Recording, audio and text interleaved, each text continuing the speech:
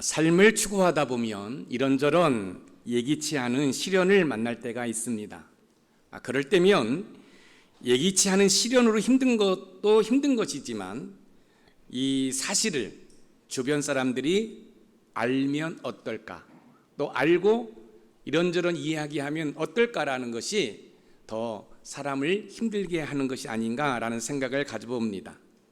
여러분, 시련은 어떤 특정인에게만 오는 것이 아니라 우리 모두에게 올 수 있는 것들입니다. 신앙의 공동체뿐만 아니라 가정의 공동체, 또 우리의 일터 공동체에서도 예기치 않은 시련들이 얼마든지 올 수가 있습니다. 삶 가운데 이런저런 시련을 만날 때 저와 여러분들이 꼭 기억했으면 좋겠는 말씀이 있습니다. 그것은 뭐냐면 우리가 시련 가운데 우리를 사랑하시는 주님의 은혜로 말미암아 그 시련들을 넉넉히 이길 수 있다는 말씀입니다. 로마서 8장 36절에서 37절 말씀을 읽어보겠습니다. 시작. 기록된 바 우리가 종일 주를 위하여 죽임을 당하게 되며 도살당할 양같이 여김을 받았나이다 함과 같으니라. 그러나 이 모든 일에 우리를 사랑하시는 이로 말미암아 우리가 넉넉히 이기느니라. 우리를 사랑하시는 이로 말미암아 우리가 넉넉히 이기느니라. 저와 여러분들이 도살장으로 끌려가는 양과 같은 시련을 만난다 해도 우리를 사랑하시는 그 주님으로 인해서 넉넉히 이길 수 있다는 거예요. 여러분, 도살장으로 끌려가는 양에게 무슨 소망이 있습니까? 도살장으로 끌려가는 이 양에게 어떤 비전이 있습니까? 없어요. 그럼에도 불구하고 도살장으로 끌려가는 양과 같은 형편과 처지에 있다 할지라도 우리가 기억해야 할 것은 우리를 사랑하시는 주님으로 인해서 그 시련을 넉넉히 이길 수 있다는 말씀입니다. 하지만 문제는 뭘까요? 시련 가운데 너무 쉽게 포기하고 절망한다는 사실입니다. 우리가 만나는 시련은 가정에서도 있을 수도 있고 또 우리의 일터에서도 있을 수도 있고 우리의 신앙의 공동체에서도 얼마든지 일어날 수 있습니다. 그러나 중요한 것은 믿음의 성도들은 우리를 사랑하시는 주님의 은혜로 말미암아 넉넉히 이길 수 있다는 말씀입니다. 오늘 본문을 보면 초대교회에도 큰 시련이 찾아왔습니다. 여러분, 초대교회가 세워지고 그냥 불같이 부흥하는 그런 상황 가운데 아나니아와 삽비라의 마음에 사탄 마귀가 가득해서 성령을 속이고 또 하나님께 거짓말함으로 말미암아 하나님으로부터 회복할 수 있는 은혜가 있음에도 불구하고 그 은혜의 기회를 상실해 버립니다. 그리고 그 아나니아와 삽비라는 그 성령을 속인 죄로 인해서 그 자리에서 죽습니다. 한번 생각해 보세요. 초대교회가 하나님의 은혜 가운데 폭발적으로 부흥하는 가운데 교회 성도가 여러분 죽어버렸습니다. 그럼에도 불구하고 초대교회는 그 시련 가운데 주저앉지 않고 하나님께서 주신 그 사명들을 잘 감당하면서 폭발적인 부흥을 가져왔습니다. 나면서부터 40평생 한 번도 걸어보지 못한 자가 걷기도 하고 뛰기도 하고 춤을 추면서 하나님을 찬양하는 기적이 일어났고 각생 질병 걸린 자들이 고침받는 그런 은혜가 있었습니다. 베드로 사도가 한 번 설교하는데 3,000명이 회개하고 돌아옵니다. 5,000명이 회개하고 돌아옵니다. 여러분, 그런 상황 가운데 아나니아와 삽비라 부부의 그 죽음은 어떻게 보면은 초대교회의 큰 시련이라고 밖에 말할 수 없습니다. 그런데 놀라운 사실은 초대교회는 그렇게 주저앉아 있거나 절망 가운데 빠지지 않고 오히려 시련 뒤에 오는 하나님의 놀라운 기적을 체험하게 됩니다. 우리는 기억해야 됩니다. 하나님의 은혜와 복은 때로는 고난이나 시련으로 포장해서 온다는 말씀입니다. 시련만 바라보고 좌절하고 포기해버리면 그 뒤에 오는 하나님의 은혜와 복을 누릴 수 없습니다. 그렇기 때문에 어떠한 시련 가운데서도 믿음으로 인내하면 우리를 사랑하시는 주님의 그 은혜로 말미암아 넉넉히 이기는 줄 믿으시기 바랍니다. 오늘 본문에 보면 초대교회가 시련 뒤에 오는 기적을 경험하게 됩니다. 어떤 기적을 경험하게 되는지 살펴보면서 우리 인생 가운데 만나는 시련 앞에 두려워하거나 절망하지 않고 믿음으로 잘 견디어 시련 뒤에 오는 이적과 기적을 체험하는 저와 여러분들이 되기를 주님의 이름으로 축원드립니다. 첫 번째, 시련을 극복한 뒤에 오는 기적은 표적과 기사가 일어납니다. 사람이 아무리 침착하고 신앙심이 견고하다고 해도 갑작스러운 시련을 만나면 당황하는 것이 사실입니다. 시련을 만날 때는 힘들고 고통스러울지 있지만 성경에 기록된 표적과 기사를 보면 시련 뒤에 기적과 기사가 나타나는 것을 우리는 알 수 있습니다. 그래서 삶 가운데 만나는 시련 가운데 너무 빨리 포기하거나 절망하지 말고 여러분 그 뒤에 따라온 하나님의 은혜와 복을 기대하는 저와 여러분들이 되기를 소망합니다. 여러분이 잘 아시는 것처럼 이스라엘 백성들이 430년 동안 종살이했던 애굽에서 나왔습니다. 여러분 나올 때 그냥 나온 게 아니죠. 너무너무 힘들고 어려운 가운데 나왔죠. 바로왕이 보내주지를 않습니다. 그래서 하나님께서 10재앙 가운데 마지막 장자 재앙을 통해서 겨우 430년 동안 종살이했던 애굽에서 나오게 됩니다. 그런데요, 나온 지 얼마 되지 않는데 홍해가 가로막고 있습니다.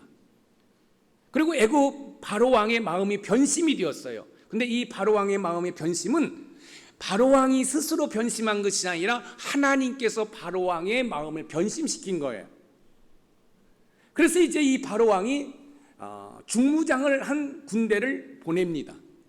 하나님께서 왜 바로왕의 마음을 변심시켰냐면 이 이스라엘 백성들이 종의 근성을 가지고 있잖아요.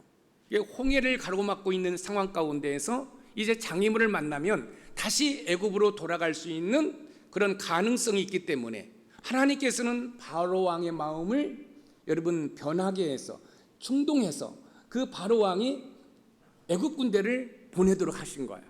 그러면 이스라엘 백성들은 어떻게 해야 돼요? 홍해를 바라봐야 돼요. 홍해에 빠지든지 애굽 군대 칼날에 다 죽어야 되는 그런 시련을 만났습니다. 그런데 놀라운 사실은 홍해의 수장이 되든지 아니면 애굽 군대의 칼날에 다 죽어야 하는 그런 시련 가운데 하나님께서는 기적을 베풀어 주십니다. 어떤 기적을 베풀어 주십니까? 여러분 홍해를 갈라주시는 기적을 베풀어 주셔요. 이 홍해가 갈라지는 기적은 언제 있었습니까? 여러분 시련 가운데 있었다는 말씀입니다. 여러분 이스라엘 백성들이 애굽에서 나왔어요. 약 200만 명이 나왔습니다. 여러분 200만 명이 한 끼 한 끼를 해결한다는 것은 여러분 쉬운 일이 아닙니다. 그렇죠? 여러분 200만 명이 어떻게 식사를 해결할 수 있습니까? 그것도 여러분 편의점이 있거나 여러분 고급 식당이 있는 것도 아니고 여러분 먼지만 날리고 여러분 사나운 맹수들이 있는 광야에서 어떻게 그 식사를 해결할 수 있습니까? 여러분 이건 시련이지요. 그런데 하나님께서는 그런 시련 가운데 아침에는 만나를 내려주시고 저녁에는 메추라기를 보내주시고 또 광야에서 물이 없을 때에는 반석에서 생수를 공급해 주셨습니다. 이스라엘 백성들이 언제 어떻게 만나를 먹었고 여러분 고기를 먹었고 물을 마셨습니까? 광야라는 시련 가운데 하나님의 이적과 기적을 체험한 것입니다. 삶 속에서 만나는 시련은 곧 하나님의 기적을 체험할 수 있는 좋은 기회입니다. 그래서 여러분들이 지금 어떤 시련 가운데 있다고 한다면 그것은 곧 하나님의 기적을 체험할 수 있는 좋은 기회이기도 합니다. 초대교회는 여러 가지 핍박 속에서도 폭발적인 부흥을 가져왔습니다. 각생 질병 걸린 자들 고침을 받고 나면서부터 걷지 못한 자가 걷는 초유의 기적이 나타났습니다. 그런데 안타까운 것은 아나니아와 삽비라 부부가 성령을 속인 죄로 인해서 죽게 되는 불행한 사건이 발생했습니다. 예나 지금이나 교회에 어떤 일이 발생하면 세상은 떠들썩합니다. 아마 그 당시에도 별 다를 바가 없었을 것이라고 생각합니다. 여러분 아나니아와 삽비라 부부가 성령을 속인 죄로 죽는 이 사건은 이 초대교회에 엄청난 시련이었습니다. 그런데 놀라운 사실은 시련 가운데서도 사도들의 손을 통하여 표적과 기사가 나타나는, 그래서 많은 사람들이 몰려오는 역사가 있었다는 사실입니다. 오늘 본문 사도행전 5장 12절 말씀을 읽어보겠습니다. 시작. 사도들의 손을 통하여 민간에 표적과 기사가 많이 일어나매 믿는 사람이 다 마음을 같이하여 솔로몬 행각에 모이고. 어떤 사건이 발생했어요. 어떤 사건이 발생했는데 이 사건도 충격이거든요. 그런데 이 사건보다 더 큰 사건이 발생하면 이 사건은 어떻게 되겠어요? 여러분, 묻히게 됩니다. 그렇죠? 아나니아와 삽비라가 죽은 사건은 큰 사건이에요. 그런데 아나니아와 삽비라가 죽은 사건보다 하나님의 표적과 기사가 더 큰 사건으로 부각이 되는 거예요. 그러다 보니 이 큰 사건이 아나니아와 삽비라의 사건을 뭐 한 거예요? 덮어버린 거예요. 여러분, 정치인들이 어떤 사건이 있을 때 더 큰 사건을 만들어가지고 이 작은 사건을 덮으려고 하는 그런 술수를 쓰는 모습을 우리가 매스컴을 통해서 종종 보잖아요. 아나니아와 삽비라가 죽은 사건은 초대교회의 큰 사건이지만 하나님께서는 사도들의 손을 통하여 표적과 기사를 통해서 여러분, 이 아나니아와 삽비라, 이 어둠의 세력의 이 사건을 여러분 덮어버립니다. 놀라운 일이지요. 아나니아와 삽비라가 사탄이 마음에 가득한 것으로 성령을 속이는 일로 죽은 시련보다 사도들의 손을 통하여 나타난 표적과 기사가 많이 나타난 것은 어떤 이유일까요? 그것은 한 마음으로 기도했기 때문에 그렇습니다. 이 사내들인 공의에 잡혀가서 베드로 사도와 요한이 신문을 받습니다. 이 베드로 사도와 이 요한이 신문을 받는 이유가 뭡니까? 나면서부터 걷지 못한 자가 걷게 된 것은 죽었던 예수님이 부활하시는데 그 부활하신 예수님의 이름의 능력으로 말미암아 이 나면서부터 걷지 못한 자가 걷게 되었다는 거예요. 그런데 이 종교 지도자들, 특별히 사도계인들은 어떻게 죽은 자가 부활할 수 있느냐 믿지를 않는 거죠. 그러니까 베드로 사도와 요한을 불러다 놓고 여러분 신문을 하는 거예요. 그런데 이 종교 지도자들도 어떠한 말도 할 수 없는 거예요. 왜요? 나면서부터 걷지 못한 자들도 이 걷지 못한 자를 그들도 보았기 때문에. 그런데 지금 베드로 사도 옆에 누가 서 있어요? 그 사람이 서 있는 거예요. 그리고 베드로 사도가 이야기하는 거예요. 너희들이 예수님을 죽였는데 그 죽인 자들 가운데 하나님께서 예수를 살리셨다. 그 살리신 그 예수님의 이름의 권세가 나면서 걷지 못한 자를 걷겠다고 이야기하는 거예요. 근데 서 있어요. 어떤 말을 할 수가 없는 거예요. 그래서 종교회에서 이렇게 얘기합니다. 내가 풀어줄 테니까 예수의 이름으로 가르치지도 말고 말하지도 말라라고 해요. 잠시 후에도 말씀을 드리겠지만, 아니 우리가 본 것을 어떻게 말하지 못하냐, 우리는 말할 것이다 라고 얘기를 하죠. 여러분, 사도행전 4장 30절 말씀을 한번 읽어보겠습니다. 시작. 손을 내밀어 병을 낫게 하시옵고 표적과 기사가 거룩한 종 예수의 이름으로 이루어지게 하옵소서 하더라. 거룩한 종 예수의 이름으로 이루어지게 하옵소서 하더라. 우리가 하는 기도는 결코 땅에 떨어지지 않습니다.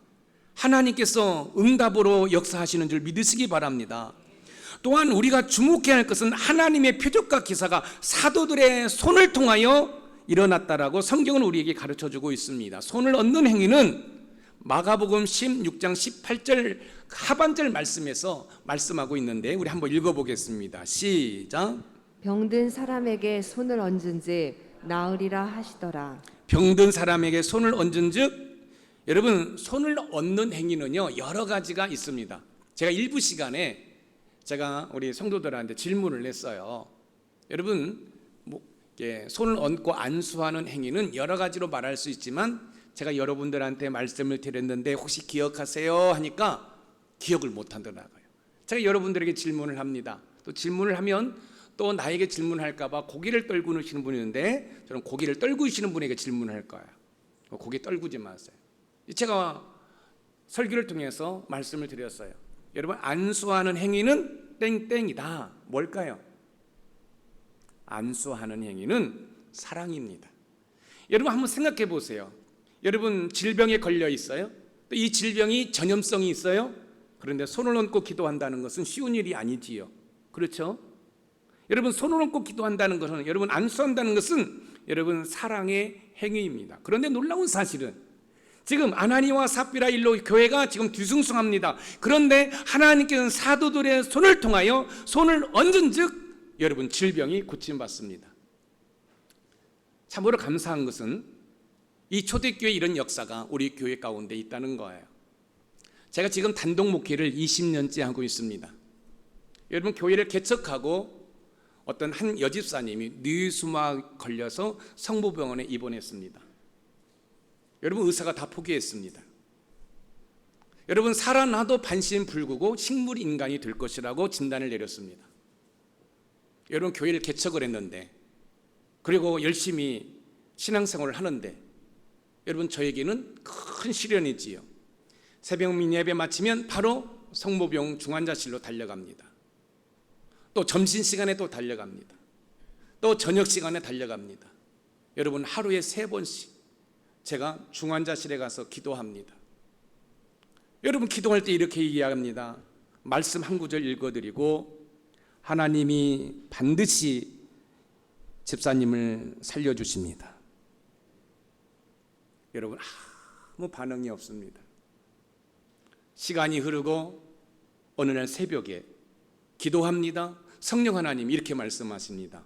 오늘 깨어난다. 여러분 그런 메시지를 듣고 오늘 깨어납니다 라고 말한다는 거 쉽지 않습니다. 그렇죠? 만약 안 깨어나면 어떠는데. 그런데 여기는 김 목사는 단순해요. 깨어납니다. 여러분 새벽 예배를 마치고 여러분 김정희 집사님이라는 그 소령 부인인데 그분이 동행을 했어요. 여러분 병실에 가서 보니까 아무 의식이 없어요. 기도합니다. 하나님, 성령 하나님을 통해서 오늘 깨어나게 해주신다고 했는데 하나님 기적을 베풀어 주시옵소서. 아무 변함이 없습니다. 기도를 마치고 나와 있습니다. 그래서 이제 시간이 있기 때문에 복도에 앉아서 그분의 남편과 그 집사님과 이제 군인 가족이니까 이런저런 이야기하는데 저는 기도합니다. 하나님 분명히 종에게 말씀해 주셨지 않습니까? 빨리 깨어나게 해주세요. 빨리 살려내주세요. 근데 그 여집사님의 여동생이 문을 열면서 형부라고 부르는 거예요. 제가 형부가 아니고 옆에 있는 형부를. 언니 깨어났어요. 할렐루야. 여러분 의사들이 이렇게 진단을 내렸어요. 살아날 수 없다. 살아나도 식물인간이고 반순불구가 된다. 그래서 그분이 퇴원한 다음에 그분의 이야기입니다. 목사님이 제 귀에다가 하나님이 집사님 살려주신다라는 그 이야기가 제 마음에 믿음으로 다가왔습니다. 의사들이 이제 가망이 없으니 이 장기를 추출해야겠다라고 그 소리가 들린다는, 그러면 몸부림을 친다는 거예요. 왜? 우리 목사님이 하나님이 나를 살려주신다고 했기 때문에. 그러면 의사들이 다시 나간답니다. 그런데 있는데 또 의사들이 이제 추출해야겠다는 거죠. 그러면 또 이 여집사님은 우리 목사님이 하나님께서 자기를 살려주시겠다라고 그럼 몸부림을 치는 거예요. 그러면 의사들이 또 나갔다는 거예요.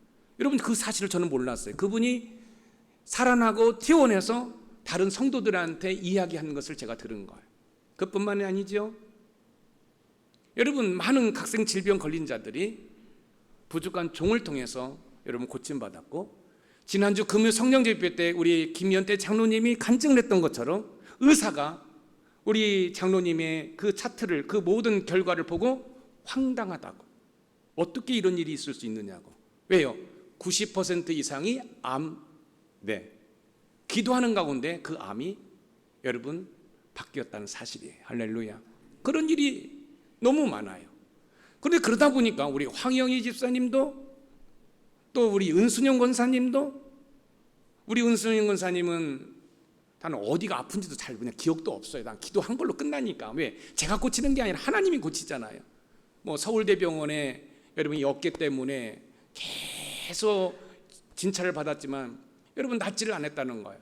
그런데 제가 3번 안수기도 하고 그 서울대학교 병원에서 고치지 못한 질병이 고침받았다라는 거예요. 우리 또 황영희 권사님도 얘기하고요. 그뿐만 아니라 저는 귀신 들린 사람을 3분을 만났습니다.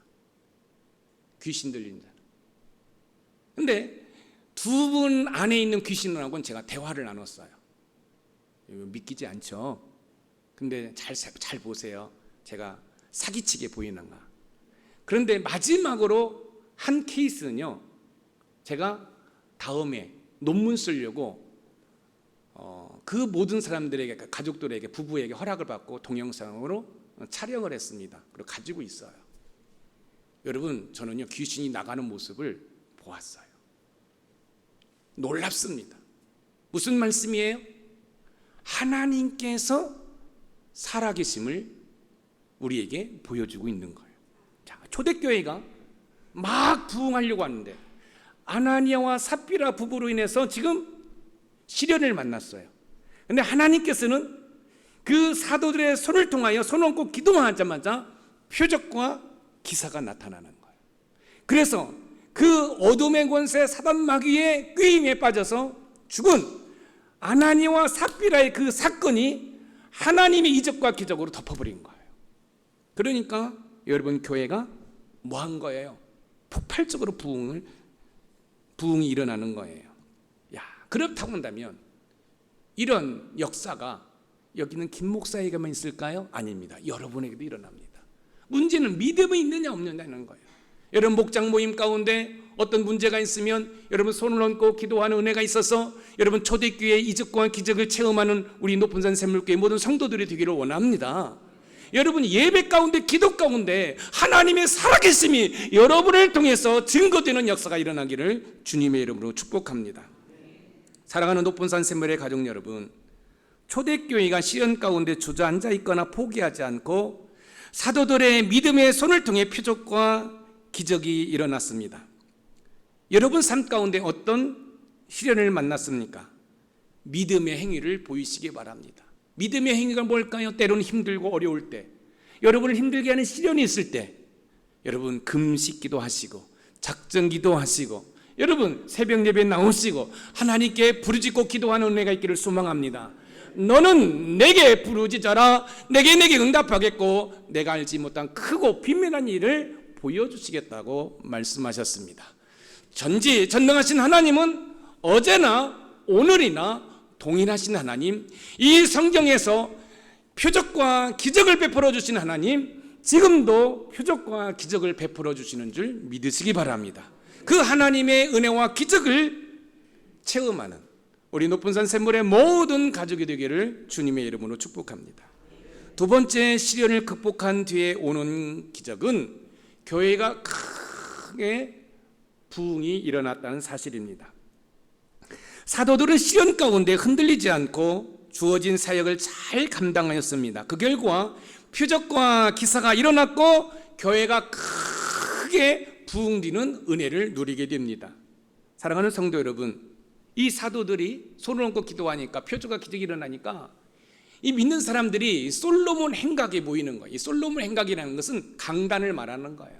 이런 사람이 모이기 시작하는 거죠. 그 당시 유대인들 가운데 크게 바리새인파, 사두개인파로 나눌 수 있어요.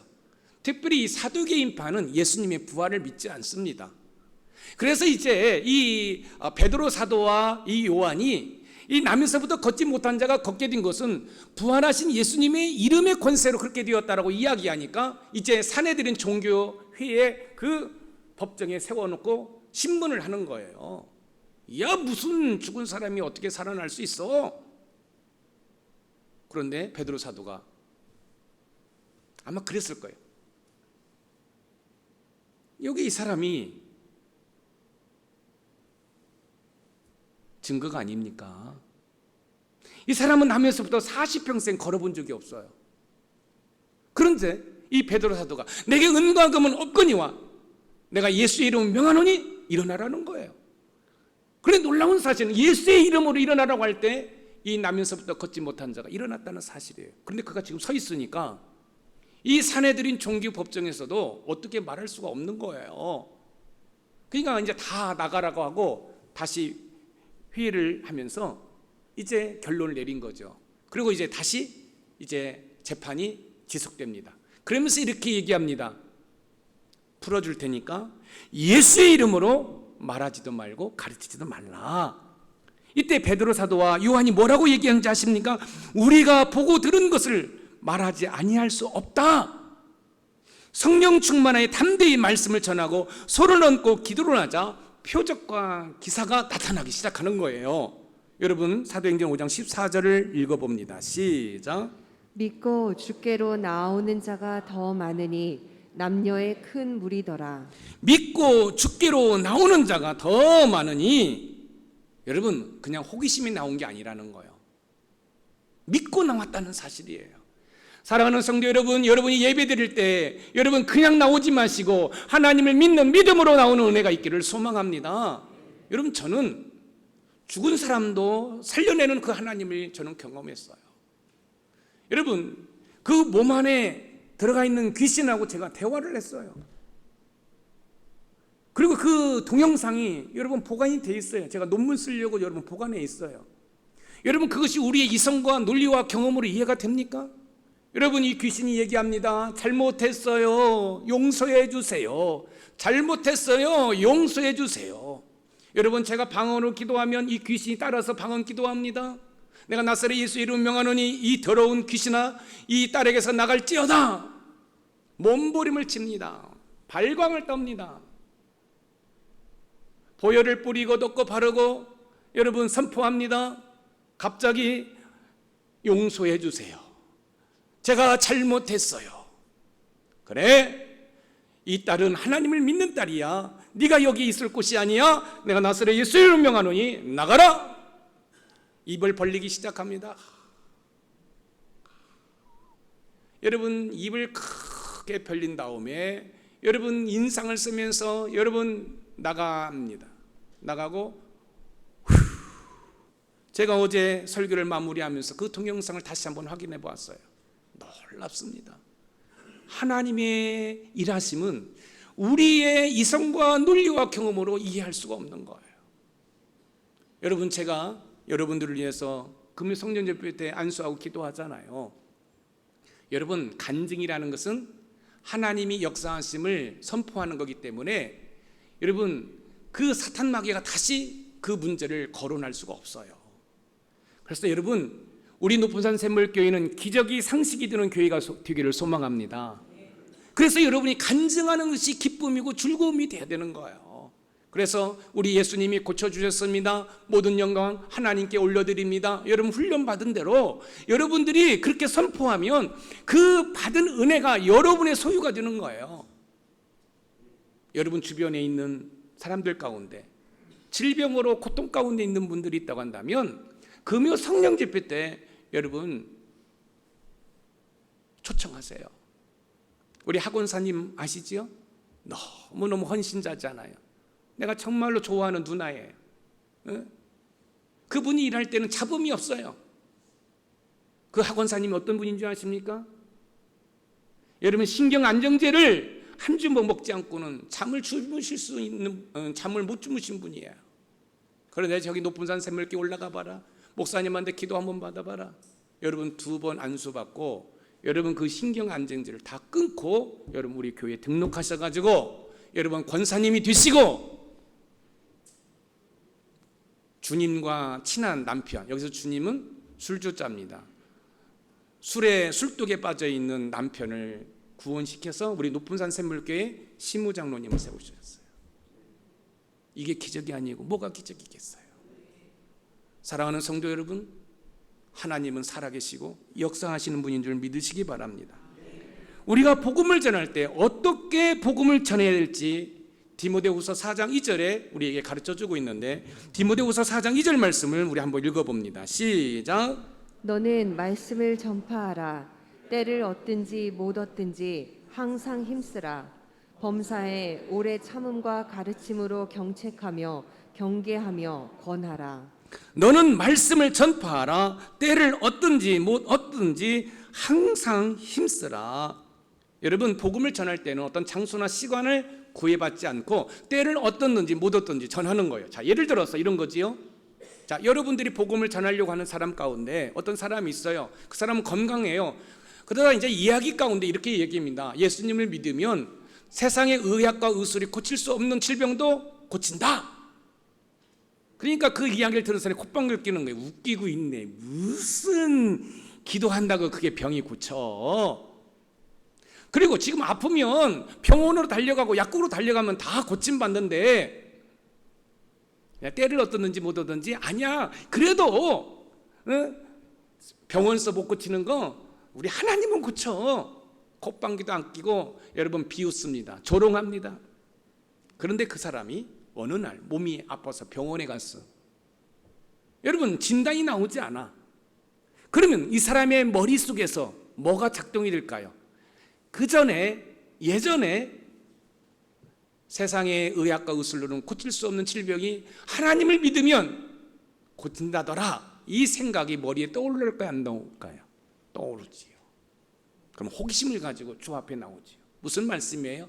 복음을 전할 때는 때를 얻든지 못 얻든지 예수님 믿으면 너무너무 좋습니다. 할렐루야. 여러분, 여기 있는 김 목사의 삶과 여러분의 삶에 큰 차이가 있을까요? 그렇지 않습니다. 여러분, 여기 있는 김 목사의 문제는 여러분의 삶에도 나타납니다. 그렇다고 한다면 여러분, 복음 전하기 너무너무 쉽지 않습니까? 한 예를 들어서 한 아내가 남편 때문에 너무너무 고통스러워해요. 그러면 하는 말이 뭐라고 얘기하냐면, 우리 남편은 그냥 술을 먹고 또 가정에 들어오면 행패를 부리고, 그래서 남편 얼굴을 보는 것이 너무너무 견딜 수 없는 아픔이라고 얘기를 해요. 그럴 때 여러분들도 여러분의 남편 때문에 여러분 마음 아픈 적 있잖아요. 그러면 여러분 고상하게 생각할 필요 없어요. 그럴 때 이런 얘기를 하는 거예요. 누구누구시 남편 때문에 참 힘드시네요. 그런데 누구누구시 얘기를 들으면서 나는 누가 떠올라요. 누구요? 우리 남편이요? 아니, 누구시 남편은 너무너무 착하잖아요. 아니에요.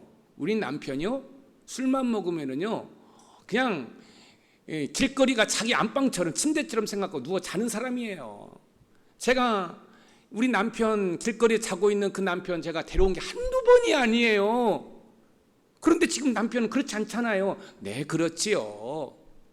그래서 내가 힘들고 어려워서 이혼하려고 했는데, 그래서 목사님하고 상담하는데 목사님 이렇게 말씀하셨어요. 우리 새벽 예배 나와서 아침 근식하면서 기도하자고.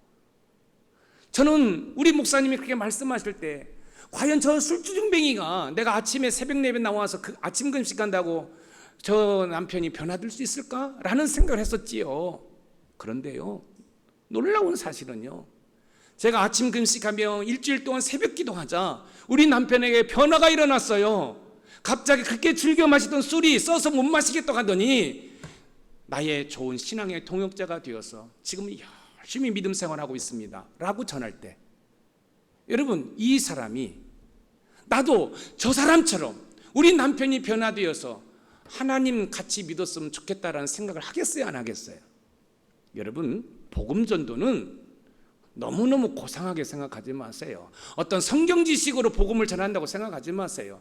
내가 만났던 예수님, 나와 함께 하셨던 그 예수 그리스도를 전하는 것이 복음인 줄 여러분 믿으시기 바랍니다. 초대교회는 아나니아와 삽비라가 죽는 시련 가운데서도 복음을 전하고 손을 얹고 기도하자 표적과 기사가 많이 나타나 여러분 교회가 크게 부흥되었습니다. 또한 제가 또 하나님 앞에 요즘 감사하는 게 있습니다. 그게 뭔지 아십니까? 제가 심리학을 공부하면서 사람들의 내면에 상처받은 그 마음을 치유하는 제가 은혜를 누리고 있다는 사실이에요. 본인들이 기억하지 못하는 것까지도 여러분 끄집어낼 수 있는 은혜를 주시는 거예요. 사랑하는 성도 여러분, 여러분의 담임 목사를 많이 활용하는 은혜가 있기를 소망합니다.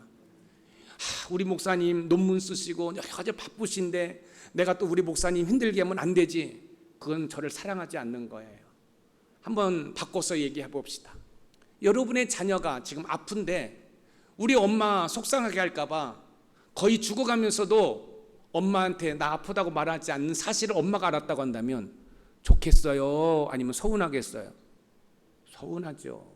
내 눈에 넣어도 아프지 않을 그런 귀한 자식이 아프고 있는데 똑같아요.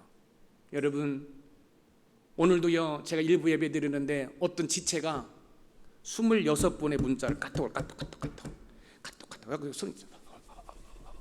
그래서 제가 이거 끌어놓고서나 설교했어요. 26번의 카톡을 카톡. 여러분 생각하면 짜증나겠죠. 그런데 저는요, 그래, 내가 이분에게 있어서 담임 목사가 맞구나. 담임 목사이니까 이렇게 보내지. 여러분, 너무너무 기분 나빠서 술 드셨을 때도 전화하세요. 괜찮아요? 아니, 믿음이 없어서 술 드신 거 제가 뭐라고 하겠어요? 그럼 목사는 어떤 의미 있어요? 술 먹고 전화하시는 분을 변화시켜서 술 안 먹게 하고 그 술을 주님으로 믿고 있는 사람을 저 십자가에 못 박혀 죽으신 그 주님으로 믿고 살아갈 수 있도록 내가 변화시키는 게 내 의무 아니겠어요? 제가 할 일이 아니겠어요? 오늘부터 이제 밤에 또 술 먹고 그래도 좋아요. 목사님, 내가 정말로 술을 안 마시면 견딜 수 없을 것 같습니다. 목사님, 나 술 한 잔 받아주세요. 그래도 제가 나가겠습니다. 그런데 만약에 우리 강은수 장로님이나 노승일 안지사님이 그렇게 하면은 이제 몽둥이 가지고 나가죠. 믿음이 없는. 또 여러분의 남편들 가운데 교회를 안 다니시는 분이 있는데 만약에 힘들고 어려우면 여러분, 우리 목사님한테 술 한 잔 사달라고 해. 우리 목사님 술 사준대. 그렇게 하세요. 괜찮아요. 여러분, 산 증인이 지금 저 자리에 앉아 계시잖아요. 장로님이 되셔가지고 여러분, 담임 목사가 설교할 때 간증거리를 제공해 주시는 저 우리 장로님이야말로 위대한 장로님인 줄 믿으시기 바랍니다. 사랑하는 성도 여러분, 하나님은 살아계십니다. 하나님은 지금도 역사하시는 줄 믿으시기 바랍니다. 초대교회가 부흥을 경험했던 것처럼 하나님의 은혜와 복을 경험하는 저와 여러분들이 되기를 소망합니다. 가정공동체, 일터공동체, 신앙의 공동체 얼마든지 여러분 시련이 있을 수 있어요. 그러나 여러분, 우리를 사랑하는 주님의 이름의 능력으로 다시 넉넉히 이길 수 있음을 믿으시기 바랍니다. 포기하지 마세요. 기도하세요. 그러면 치유와 회복의 역사가 있을 뿐만 아니라 교회가 부흥되는 것처럼 가정이 회복되고 여러분의 사업장이 다시 한번 일어날 수 있는 은혜가 있음을 믿으시기 바랍니다. 마지막으로 세 번째, 시련을 극복한 뒤에 오는 기적은 치유의 역사가 강하게 나타납니다. 삶 가운데 시련을 만났을 때 그 시련만 집중하면 그 시련에게 영적 에너지를 다 빼앗겨요. 여기 보세요. 자, 여기 시련이 있어요. 시련만 바라보면 이 시련이 나의 영적 에너지를 다 블랙홀처럼 빨아들여 버려요. 그럼 나를 무기력해 버리는 거예요. 왜 그럴까요? 이 시련의 이면에는 사단마귀가 있기 때문에 그런 거예요. 그러면 여러분들은 이 시련에 초점을 맞추는 것이 아니라 우리가 어떤 상황 가운데 있다 할지라도 합력하여 선을 이루신 하나님께서 이 시련을 극복하게 하실 것이라고 믿고 여러분, 이 시련에 여러분의 생각과 에너지를 빼앗기는 것이 아니라 하나님께 집중하는 은혜가 있기를 소망합니다. 그러면 이 시련이 아무리 크다 할지라도 전지전능하신 그 하나님이 이 시련보다 더 위대하고 더 크시기 때문에 이 하나님이 이 시련을 덮어버리는 줄 믿으시기 바랍니다.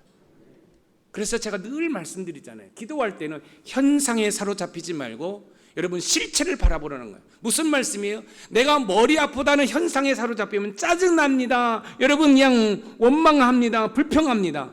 그러나 여러분, 이 머리가 하나님의 은혜로 치유되고 회복된 실체를 바라보면 어떻게 되겠어요? 우리의 기도가 힘이 있죠. 하나님, 지금은 머리가 아프지만 하나님께서 역사하시면 제 머리가 깨끗이 치유되고 회복될 줄 믿습니다. 그리고 내가 나사렛 예수 이름을 명하노니 나의 두통은 내 머리에서 떠나갈지어다. 그리고 내가 예수 그리스도 이름으로 보혈의 능력을 추정하여 보혈을 내 머리에 뿌리고 덮고 바르노니 깨끗이 치유될지어다, 회복될지어다. 초대교회는 크게 부흥하다, 아나니아와 삽비라의 죽음으로 인해 큰 시련을 만났습니다. 이때 사도들은 닥친 시련에 아랑곳하지 않고 자신들의 주어진 사역을 성실히 감당했습니다. 특별히 병든 자를 위해서 기도했어요. 병든 자들을 위해서. 아나니아와 삽비라가 죽은 사실로 인해 교회가 시련을 만났지만 사도들은 그 아픔과 그 시련에 절망하지 아니하고 하나님께서 주신 그 사역을 감당한 거예요. 병든 자를 위해서 서로 얹고 기도하는 거예요. 놀라운 사실은 귀신들이 물러가고 각성 질병 걸린 자들이 고침을 받습니다. 저와 여러분의 삶 가운데 어떤 시련을 만났을 때도 마찬가지입니다. 갑작스러운 시련 가운데 흔들리지 말고 하던 일을 묵묵히 하는 것입니다. 이때 하나님께서는 여러분 편에서 일하시는 줄 믿으시기 바랍니다. 사도들은 시련 가운데서도 여느 때와 같이 환자들을 위해서 기도했습니다. 여러분, 이 병든 자를 여러분 길거리로 데리고 나오는 거예요. 그리고 이제 매트라든지 이불 같은 걸 펴놓고 그 환자를 누워놓은 다음에 베드로 사도가 지나갈 때 그 베드로 사도의 그림자만이라도 이 환자들에게 이렇게 비춰지기를 원하는 거예요. 얼마나 위대한 믿음입니까? 한번 볼까요? 여러분, 사도행전 5장 15절 말씀입니다. 시작. 심지어 병든 사람을 메고 거리에 나가 침대와 요 위에 누이고 베드로가 지날 때에 혹 그의 그림자라도 누구에게 덮일까 바라고. 베드로가 지날 때에 혹 그의 그림자라도 누구에게 덮일까 바라고. 여러분, 치유의 기적은 이상한 것이 아닙니다. 치유의 기적은 당연한 것입니다. 왜냐하면 우리 예수님께서 말씀하신 그대로 이루어지는 것이기 때문에 그래요. 마태복음 10장 8절 말씀입니다. 한번 읽어볼까요? 시작. 병든 자를 고치며 죽은 자를 살리며 나병 자를 깨끗하게 하며 귀신을 쫓아내되 너희가 거저 받았으니 거저 주라. 너희가 거저 받았으니 거저 주라. 과학 문명이 발달하고 의술이 발달한 상황에서 치유의 사역에 대해서 회의적인 반응을 일으키는 분이 있을 수 있습니다. 그런데 여러분, 제가 목회 현장에서 경험했던 한 예화를 여러분과 나누기를 원합니다. 지금은 이제 저 천국 가셨어요. 그런데 지금 남편은요, 지금 살아 계셔요. 제가 아드님이 목회하시는 전국에서 신앙생활을 하는데요. 제가 이제 새벽 예배 차 운행을 나가려고 하는데 이제 그 권사님이 저한테 말씀을 하시는 거예요. 목사님, 내가 너무너무 힘드니까 안수기도 좀 해주세요. 아, 그래? 그러면은 제가 차 운행하고 와서 기도해 드릴 테니까 저 올 때까지 기도하고 계세요. 제가 운행하고 왔습니다. 그리고 제가 손을 얹는 순간 이 명예권사님이 그 자리에서 그냥 쭉 뻗어서 밑으로 그냥 굴러 떨어지는 거예요. 제가 딱 보니까 이것은 예사롭지가 않다. 그래서 손을 딱 얹은 다음에 너 누구야? 너 누구야? 너 누군데 지금 이런 행동을 하는 거야? 놀라운 사실은 여러분, 이 권사님의 목소리가 아닙니다. 한 소녀가 이야기합니다. 그리고 저하고 대화를 해요. 너 왜 그랬어? 뭐 했어? 아, 그랬어? 알았어. 그런데 너는 우리 권사님 몸 안에 있을 수 없어. 내가 나사렛 예수의 이름 명하노니 우리 권사님에서 떠나갈지어다. 권사님이 깼습니다. 그리고 그 사실을 남편 안수사님이 다 보고 계셔요. 그래서 제가 물어봤습니다. 이 사람이 누굽니까? 그러니까 이 권사님 깜짝 놀라는 거예요. 어떻게 목사님이 아세요? 그러니까 남편 안수사님이 이야기합니다. 자네가 다 말했네. 그 이후의 내용의 스토리는 그분들의 또 오픈할 수 없는 이야기니까 제가 멈추겠습니다. 여러분, 귀신하고 얘기합니다. 딱 보니까 예사롭지가 않아. 너 누구야? 저는요 누구누구예요. 너 이름 뭐야? 이름 얘기합니다. 이분이 자살했는데 이 자살한 어둠의 영이 우리 권사님을 괴롭힌 거예요. 사랑하는 성도 여러분, 지금 우주선이 달려나가는 시대에 귀신 신나라 까먹는 소리 하냐고 있네. 그렇지 않습니다. 여러분, 제가 제 동영상을 확보하고 가지고 있어요. 제가 이렇게까지 말씀드리는 이유는 여러분, 이 성경에서 나타나는 기적 역사는 지금도 ING라는 사실이에요. 여러분, 그렇게 역사하시는 분이 여러분의 아빠인 줄 믿으시기 바랍니다. 하나님이 역사하고 계셔요. 하나님이 역사하셔요. 여러분, 여기 있는 김 목사가 뭘 위대하게 보입니까? 마른 막대기보다도 못하고, 여러분, 저 기어다니는 벌레보다도 못한 존재인데 하나님이 쓰시니까 놀라운 역사가 일어나요. 여러분, 제가 강단에 섰습니다. 지금 집사님 허리에 통증이 빠져나간 걸 보입니다. 예수의 이름 명하노니 이 통증아 나가라 할 때, 여러분, 그분이 42년 동안 고질병으로 가지고 있던 이 허리의 모든 것들이 고침받았다.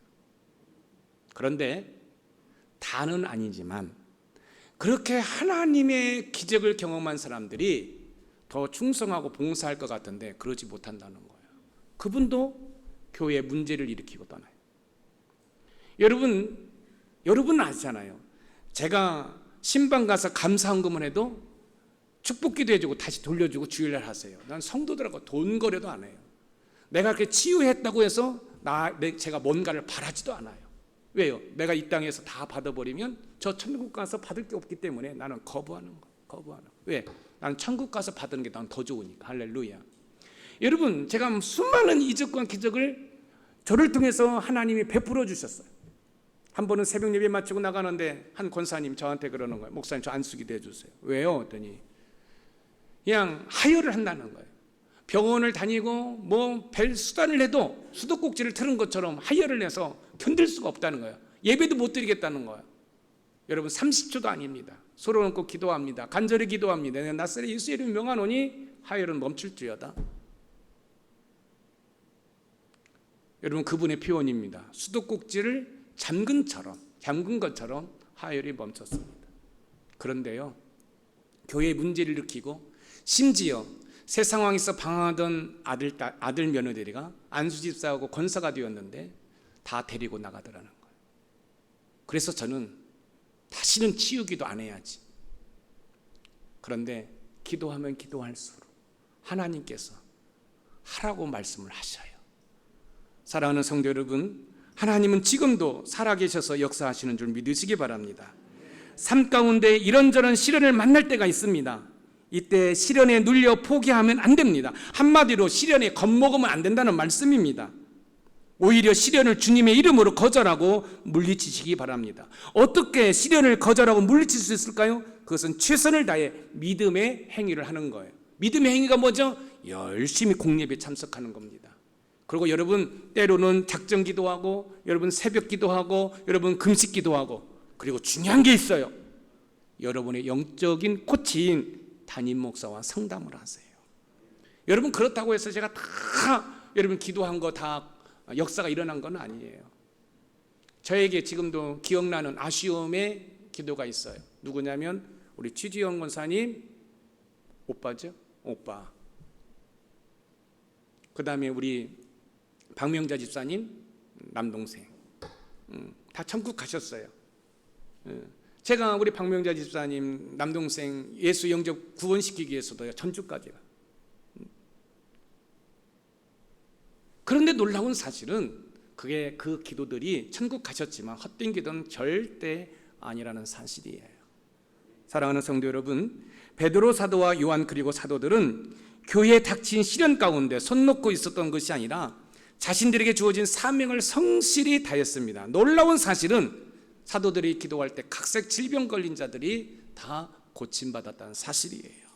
사도행전 5장 16절 말씀을 읽어봅니다. 시작. 예루살렘 부근에 수많은 사람들도 모여 병든 사람과 더러운 귀신에게 괴로움 받는 사람을 데리고 와서 다 나음을 얻으니라. 다 나음을 얻으리라. 병든 자, 귀신 들린 자가 다 나음을 얻었습니다. 초대교회의 기적적인 치유들은 새로운 관심을 불러일으켰고 십자가에 못 박혀 죽으신 예수님이 살아나셔서 함께한다는 사실을 보여주었습니다. 이 사실은 우리에게도 마찬가지입니다. 지금도 하나님은 살아계셔서 역사하시는 줄 믿으시기 바랍니다. 인생을 살면서 시련을 안 만나면 좋을 것 같습니다. 그러나 우리의 인생이 결코 그렇지만은 않다는 사실입니다. 이런저런 시련을 만날 수 있고 앞으로도 그럴 것입니다. 그러나 중요한 사실은 주님으로 인해 우리는 넉넉히 이긴다는 사실을 꼭 기억하시기 바랍니다. 초대교회는 시련 가운데 표적이 일어났고 교회가 부흥했으며 병든 자들이 고침받았습니다.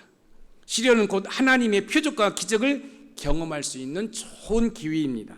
삶의 시련 가운데 믿음으로 하나님의 기적을 체험하는 우리 높은 산 샘물의 모든 가족이 되기를 주님의 이름으로 축복합니다. 오늘 말씀의 키워드를 한번 읽어볼까요? 시작. 시련을 극복한 뒤에 오는 기적은 표적과 기사가 일어나 교회가 크게 부흥할 뿐만 아니라 치유의 역사가 크게 일어난다. 혹시 여러분 가운데 시련을 만났습니까? 가정적으로요?